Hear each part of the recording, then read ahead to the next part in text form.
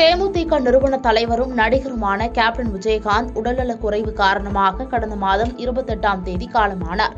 இந்நிலையில் சென்னை கோயம்பேட்டில் உள்ள விஜயகாந்த் நினைவிடத்தில் நடிகர் சூர்யா அஞ்சலி செலுத்தினார். தொடர்ந்து செய்தியாளர்களை சந்தித்து பேசிய அவர், அண்ணனின் பிரிவு ரொம்ப துயரமானது. பெரியண்ணா படத்தில் அவருடன் சேர்ந்து பணியாற்றும் வாய்ப்பு கிடைத்தது. இறுதியாக அவரின் முகத்தை பார்க்க முடியாதது எனக்கு ஈடு செய்ய முடியாத இழப்புதான் என தெரிவித்துள்ளார். வடகொரியா தென்கொரியா இடையே பல ஆண்டுகளாக பதற்றம் நிலவி வருகிறது. இந்நிலையில் தென்கொரியாவை அச்சுறுத்தும் வகையில் வடகொரியா திடீரென பீரங்கி தாக்குதல் நடத்தியுள்ளது. தென்கொரியாவின் யோன்பியோங் தீவு பகுதியை குறிவைத்து வடகொரியா பீரங்கி மூலம் குண்டுகளை வீசியது. இதனைத் தொடர்ந்து இரு நாடுகளுக்கும் இடையே பதற்றம் அதிகரித்துள்ளது. தாக்குதலை அடுத்து தீவு பகுதியில் உள்ள பாதுகாப்பான இடங்களுக்கு செல்லும்படி தென்கொரியா ராணுவம் உத்தரவிட்டுள்ளது. அதேவேளை பீரங்கி தாக்குதலை தொடர்ந்து எல்லையில் பாதுகாப்பை அதிகரித்துள்ள தென்கொரியா அத்துமீறி தாக்குதல் நடத்தியதற்கு கண்டனம் தெரிவித்ததுடன் வடகொரியாவிற்கு தக்க பதிலடி கொடுக்கப்படும் என்று எச்சரிக்கை விடுக்கப்பட்டுள்ளது. இதனால் கொரிய தீபகற்பகத்தில் போர் மூலம் அபாயம் ஏற்பட்டுள்ளது. பொங்கல் பண்டிகையை ஒட்டி ரேஷன் கடைகளில் அனைத்து அரிசி அட்டைதாரர்களுக்கும் பொங்கல் பரிசு தொகுப்பு வழங்கப்பட உள்ளது. குடும்ப அட்டைதாரர்களுக்கு தலா 1 கிலோ பச்சரிசி, சர்க்கரை, முழு கரும்பு வழங்கப்படும் என்று அறிவிக்கப்பட்டது. இந்நிலையில் பொங்கல் பரிசு தொகுப்புடன் 1000 ரூபாய் வழங்கப்படும் என முதலமைச்சர் மு.க.ஸ்டாலின் அறிவித்துள்ளார். இதன் காரணமாக கலைஞர் மகளிர் உரிமை திட்டத்தின் கீழ் பயன்பெறும் 1,15,00,000 பயனாளிகளுக்கு ஒவ்வொரு மாதமும் வழங்கப்படும் 1000 ரூபாய் தொகையானது பொங்கல் திருநாளை முன்னிட்டு இம்மாதம் 10ஆம் தேதியே வரவு வைக்கப்படும் என்று அறிவித்துள்ளார்.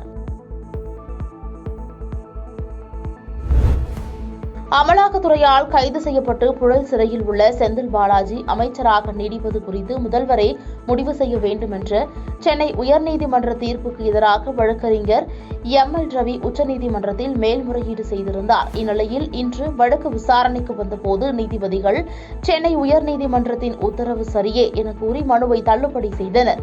மேலும் இந்த விவகாரத்தில் முதல்வர் தான் முடிவெடுக்க வேண்டும் என்றும் ஒரு அமைச்சரை பதவி நீக்கம் செய்ய ஆளுநருக்கு அதிகாரமில்லை எனவும் அதிரடி தீர்ப்பு வழங்கினர்.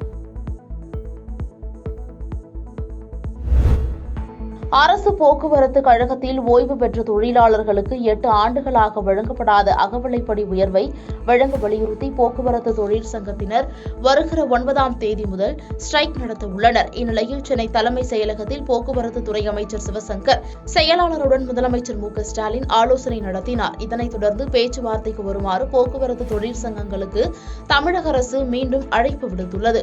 விரைவில் பேச்சுவார்த்தை நடத்த உள்ளதாக அமைச்சர் சிவசங்கர் தெரிவித்துள்ளார். பேச்சுவார்த்தையில் உடன்பாடு ஏற்பட்டால் போக்குவரத்து தொழிலாளர்களின் வேலை நிறுத்த அறிவிப்பு வாபஸ் பெறப்படும் என்பது குறிப்பிடத்தக்கது.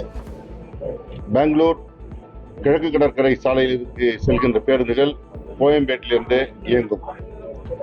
அதேபோல தென் தமிழ்நாட்டிலிருந்து வருகின்ற பேருந்துகள் அத்தனையும் எஸ்இடிசி அரசு விரைவு போக்குவரத்து கழகம் நாளை காலை முதல் பேருந்து 4 மணி அளவிலே வரும். அதற்கு பிறகு வருகின்ற அத்தனை பேருந்துகளும் கிளாம்பாக்கம் தான் வரும், கோயம்பேட்டிற்கு செல்லாது.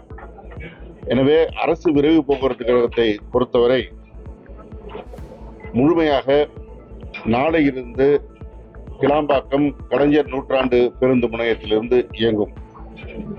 சாதாரண நாட்களில் 300 புறப்பாடுகளும் வார இறுதி நாட்களில் 360 புறப்பாடுகளுமாக கொண்ட அந்த அரசு விரைவு போக்குவரத்து கழகத்துடைய பேருந்து அத்தனையும் கிளாம்பாக்கத்திலிருந்து இயங்கும். தமிழ்நாட்டில் தலைமை காவலர்கள், முதல்நிலை காவலர்கள் உட்பட 1847 பேரை இடமாற்றம் செய்து டிஜிபி உத்தரவிட்டுள்ளார். நாடாளுமன்ற மக்களவைத் தேர்தல் ஏப்ரல் மாதம் நடைபெறுவதை ஒட்டி இந்திய தலைமை தேர்தல் ஆணையம் பல்வேறு நடவடிக்கைகளை மேற்கொண்டு வருகிறது. அதன்படி தேர்தல் நடத்தை விதிகளின்படி தமிழகத்தில் 3 ஆண்டுகளுக்கு மேல் ஒரே இடத்தில் பணியாற்றி வந்த காவலர்களை இடமாற்றம் செய்ய டிஜிபி சங்கர் ஜிவால் உத்தரவிட்டுள்ளார். இந்நிலையில் தமிழகம் முழுவதும் பல்வேறு மாவட்டங்களில் உள்ள தலைமை காவலர்கள், முதல்நிலை காவலர்கள், 2ஆம் நிலை காவலர்கள், பெண் காவலர்கள் என மொத்தம் 1847 பேர் இடமாற்றம் செய்யப்பட்டுள்ளனர். இதில் சென்னை காவல்துறையில் மட்டும் 340 காவலர்கள் பிற மாவட்டங்களுக்கு இடமாற்றம் செய்யப்பட்டுள்ளனர்.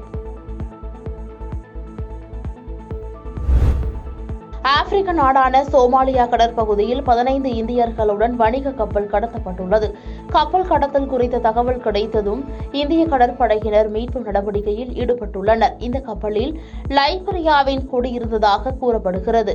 கடத்தப்பட்ட கப்பலை சுற்றியுள்ள நிலைமையை இந்திய கடற்படை உன்னிப்பாக கண்காணித்து வருகிறது என்றும், இந்திய கடற்படையின் போர்க்கப்பலான INS சென்னை கடத்தப்பட்ட கப்பலை நோக்கி நிலைமையை சமாளிக்க நகர்ந்து வருவதாகவும் இந்திய கடற்படை செய்தி தொடர்பாளர் தெரிவித்துள்ளார். மேலும் இந்திய கடற்படையின் கடல்சார் ரோந்து விமானம் கப்பலுடன் தொடர்பை ஏற்படுத்தியது பணியாளர்களின் பாதுகாப்பை உறுதி செய்துள்ளது.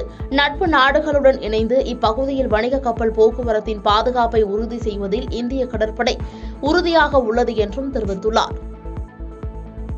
பாதகம் செய்பவரை கண்டால் நாம் பயங்கொள்ளலாகாது பாப்பா, மோதி மிதித்து விடு பாப்பா, அவர் முகத்தில் உமிழ்ந்து விடு பாப்பா. அண்மை செய்திகளை உடனுக்குடன் தெரிந்து கொள்ள இணைந்திருங்கள் இயம்நாடு தொலைக்காட்சியுடன்.